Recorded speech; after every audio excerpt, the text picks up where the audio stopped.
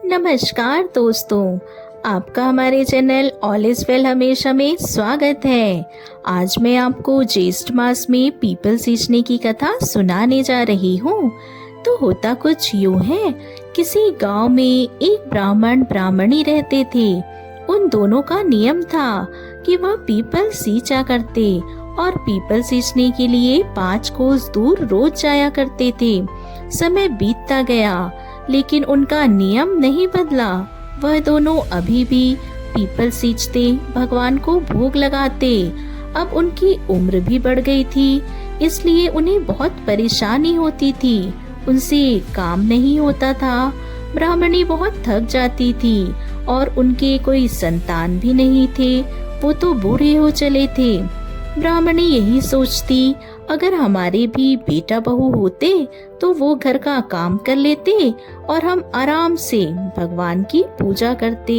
तो मुझसे काम तो होता नहीं, मैं बहुत थक जाती हूँ। ब्राह्मणी उदास रहती और ब्राह्मण भी उसे उदास देख दुखी हो जाते और पूछते कि तुम उदास क्यों हो। तब ब्राह्मणी तो यही कहती कि तुम मुझे बहू ला दो। कहते, अरे भाग्यवान, हमारे कोई पुत्र नहीं है तो मैं कैसे बहू ला दूं। तब ब्राह्मणी कहती कि हमारे पास तो इतने धन संपत्ति है, कोई कमी नहीं है, आप कुछ भी करो और बहू ला दो। तब ब्राह्मण ने कुछ सोचा और ब्राह्मणी से कहा, ठीक है, जाओ तुम थोड़ा सा आटा ले आओ और उसे एक पोटली में बांध दो। तो ब्राह्मणी ने उस आटे की पोटली ब्राह्मण को दे दी। ब्राह्मण ने उसमें सोने के सिक्के डाल दिए, जिसे अशर्फियाँ कहते हैं। फिर ब्राह्मण वह पोटली लेकर बहू ढूंढने के लिए निकल पड़ा। कई गांव में गया। घूमते घूमते वह ब्राह्मण एक गांव पहुंचता है, जहां कुछ लड़कियां मिट्टी के घर बनाकर खेल रही थी। तो ब्राह्मण वहीं बैठकर उन लड़कियों का खेल देखने लगते हैं। ब्राह्मण ने देखा कि कुछ लड़कियां घर बना रही हैं और उन्हें तोड़ रही हैं, लेकिन उनमें से एक लड़की अपना घर नहीं तोड़ रही। उसकी सहेलियां उसे कह रही हैं कि तुम भी अपना घर तोड़ो, पर लड़की कहती है, नहीं, यह घर बड़ी मुश्किल से बनता है, मैं ऐसे नहीं तोड़ सकती। तो ब्राह्मण ने सोचा, यह लड़की तो बहुत ही समझदार है। अब लड़कियां अपना खेल खत्म करके अपने अपने घर को चली जाती हैं, लेकिन वह ब्राह्मण उस लड़की के पीछे पीछे चलने लगते हैं और फिर उस लड़की से कहते हैं, बेटी, मैं 2 दिनों से भूखा हूँ, मुझे खाना खिला दो। तब लड़की ने कहा, आप मेरे घर चलिए। लड़की के साथ ब्राह्मण उसके घर पहुंच गए। घर पहुंचकर लड़की ने अपनी माँ से कहा, माँ, यह ब्राह्मण 2 दिनों से भूखे हैं, आप कुछ खाने को दे दो। तब माँ कहती है, बेटी, मैंने तो खाना खा लिया है, अब तो घर में कुछ भी नहीं। तब लड़की ने ब्राह्मण को बताया कि हमारे घर में तो खाने को कुछ भी नहीं बचा, हम आपको भोजन नहीं करा सकते। तो ब्राह्मण ने कहा, बेटी, मेरे पास आटा है, तुम मुझे बस भोजन बना कर दे दो, क्योंकि मैं बहुत भूखा हूँ, मैंने 2 दिनों से कुछ भी नहीं खाया। तब लड़की ने कहा, ठीक है। वह आटा ले जाती है और अपनी माँ को दे देती है। माँ ने जैसे ही आटा छाना तो उसमें सोने की 4 मोहरें निकलती हैं। सोने की मोहरें देखकर वह अपनी बेटी से कहती है कि यह ब्राह्मण देव को दे आओ। लड़की ने ब्राह्मण को मोहरें दे दी। तब ब्राह्मण बताते हैं, बेटी, इन्हें तुम ही रख लो, हमारे पास बहुत पैसा है। इसी वजह से ब्राह्मणी मोहरें कहीं भी रख देती है, हमारे पास धन संपत्ति की कोई कमी नहीं। तब लड़की वह सिक्के अपने पास रख लेती है। इतने में लड़की के पिता भी आ जाते हैं, तो फिर उनसे बातचीत होती है। ब्राह्मण ने खाना खाते हुए उस लड़की के पिता सोचते हैं कि यह ब्राह्मण तो बहुत पैसे वाले हैं, और फिर ब्राह्मण से पूछते हैं कि आप आगे कहाँ जा रहे हैं। तो ब्राह्मण ने बताया कि मैं अपने बेटे की शादी के लिए लड़की देखने जा रहा हूँ, मेरा लड़का काशी पढ़ने गया है। तब लड़की के पिता ने विचार किया कि अगर मेरी बेटी इनके बेटे से शादी हो जाती है तो कितना अच्छा होगा। तब लड़की के पिता ने ब्राह्मण से कहा, अगर आपको ठीक लगे तो अपने बेटे का विवाह मेरी बेटी के साथ कर दीजिए, कि मेरा बेटा तो काशी पढ़ने गया है और 12 वर्ष बाद ही लौटेगा। तब लड़की के पिता ने कहा कि हमें यह रिश्ता पक्का कर देना चाहिए, और इस तरह ब्राह्मण ने शगुन के तौर पर उस लड़की को एक नारियल पकड़ा दिया और अपने घर लौट आए। ब्राह्मणी को सारी बात बताई। कुछ दिन बीत जाने के बाद ब्राह्मणी ने कहा, अब आप विवाह कर बहू घर ले आओ। तब ब्राह्मण ने कहा, यही तो चिंता है कि शादी कैसे होगी। ब्राह्मणी ने कहा, खांडे के साथ विवाह कर दो।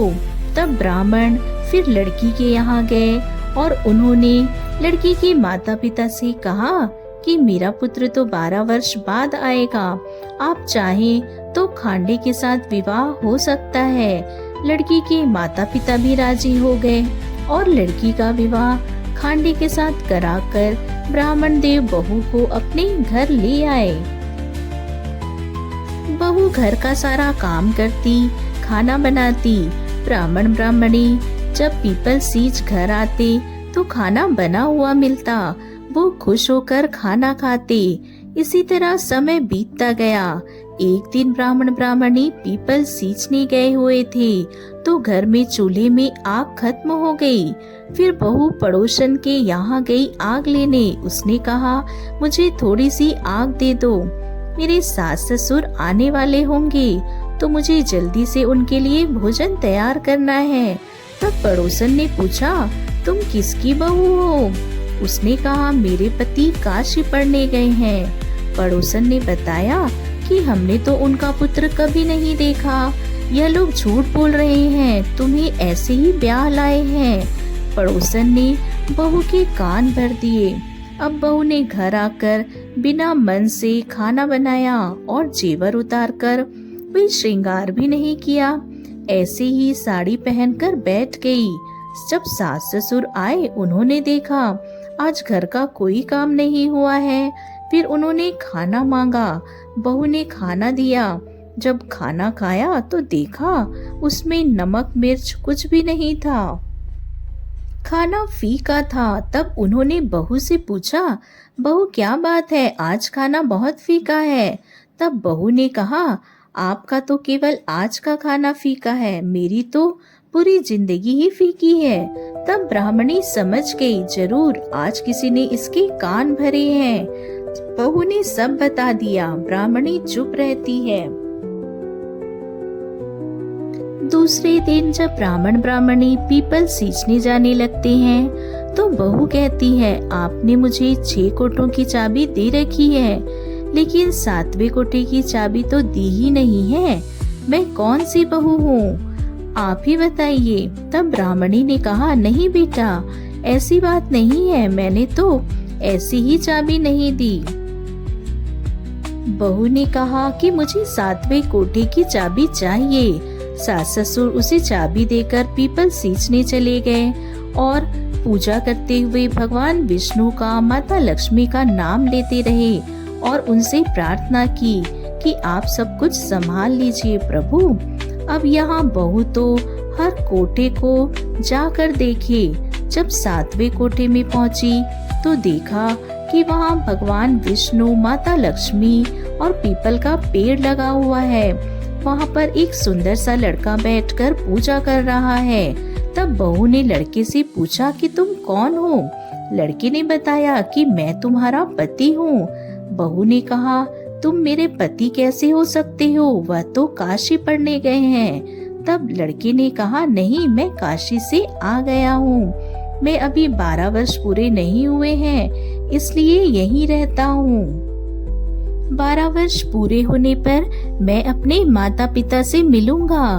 तब बहू बहुत खुश हुई। उसने 16 श्रृंगार किया, घर का सारा काम किया, अच्छा अच्छा खाना बनाया। फिर जब थके हारे सास ससुर आ जाते हैं तो वह पूछती है कि माँ जी आप कहाँ जाते हो? तब उस ब्राह्मणी ने बताया कि हम तो पीपल सींचने जाते हैं जो 5 कोस दूर है, जहाँ भगवान विष्णु और लक्ष्मी की पूजा करते हैं। तब बहू कहती है, आप लोग इतनी दूर क्यों जाते हो जब घर में ही पीपल का पेड़ है। बहू उन्हें 7वें कोठे में ले जाती है तो सभी देखते हैं कि एक पीपल का पेड़ है। भगवान विष्णु और लक्ष्मी बैठे हैं और एक सुंदर लड़का पूजा कर रहा है। तब वह भी पूछते हैं, बेटा तुम कौन हो। वह लड़का कहता है कि मैं तो आपका बेटा हूँ। उन्होंने कहा, हमारे तो कोई बेटा नहीं। तब लड़के ने बताया, नहीं, विष्णु भगवान ने तुम्हें बेटा दिया है। अब वह दोनों बहुत खुश हो जाते हैं और कहते हैं कि भगवान ने हमारी सुन ली। वह भगवान को धन्यवाद देने लगे। फिर उन्होंने कहा लड़के से, बेटा हम लोग तो मान लेंगे, तुम्हारी पत्नी भी मान लेगी कि तुम हमारे पुत्र हो, लेकिन यह दुनिया कैसे मानेगी। दूसरे दिन ब्राह्मणी ने लोहे की अंगिया पहन ली और नदी के एक किनारे खड़ी हो गई। दूसरे किनारे पर लड़का खड़ा हो गया। ब्राह्मणी की लोहे की अंगिया में से दूध की धार निकली जो लड़के के मुंह में गिरी। सबको बहुत आश्चर्य हुआ और सबने मान लिया कि यह ब्राह्मण ब्राह्मणी का ही पुत्र है। इस प्रकार ब्राह्मण ब्राह्मणी अपने बेटे बहू के साथ सुखपूर्वक रहने लगे। तो हे भगवान विष्णु, जैसे आपने ब्राह्मण ब्राह्मणी पर अपनी कृपा बनाए रखी, वैसे ही सदा अपने भक्तों पर कृपा बनाए रखना। जय हो पीपल देव की, जय माँ लक्ष्मी, जय भगवान विष्णु।